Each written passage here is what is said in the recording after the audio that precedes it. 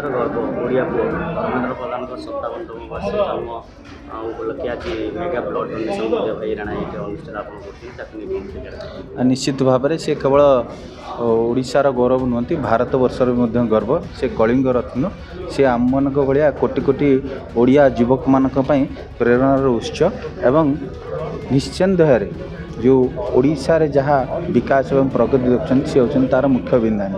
ସେହିଭଳି ଏକ ନେତୃତ୍ୱଙ୍କ ପାଇଁ ଆଜି ତାଙ୍କର 57ତମ ଜନ୍ମ ଜୟନ୍ତୀରେ ଆମେ ଏକ ରକ୍ତଦାନ ଶିବିର ଏବଂ ନିଃଶୁଳ୍କ ସ୍ୱାସ୍ଥ୍ୟ ସେବା ଶିବିର ଆୟୋଜନ କରିଛୁ।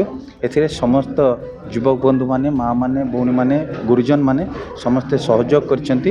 ସମସ୍ତଙ୍କୁ ହୃଦୟର ସହ କୃତଜ୍ଞତା ଜ୍ଞାପନ କରୁଛି। ଏ କାର୍ଯ୍ୟକ୍ରମକୁ ପରିଚାଳନା କରୁଛନ୍ତି ଆମର ମଣିପାଲ ହସ୍ପିଟାଲ ଏବଂ ବ୍ଲଡ଼ ଡୋନେସନ୍ କ୍ୟାମ୍ପକୁ ରେଡ୍ କ୍ରସ୍ର ଅନୁଷ୍ଠାନ ଏବଂ ପ୍ରୋ ସୋସିଓ ଭଳି ଅର୍ଗାନାଇଜେସନ୍ ଆମକୁ ସହାୟତାର ହାତ ବଢ଼ାଇଛନ୍ତି। ସେମାନଙ୍କୁ ମଧ୍ୟ ଅନେକ ଅନେକ ଶୁଭେଚ୍ଛା ଏବଂ କୃତଜ୍ଞତା। ବିଶେଷ କରି ଆଜି ଯେଉଁ ଯୁବବନ୍ଧୁମାନେ ସ୍ୱେଚ୍ଛାକୃତ ଭାବରେ ଏଠି ରକ୍ତଦାନ କରୁଛନ୍ତି ତାଙ୍କୁ ମଧ୍ୟ ସାଧୁ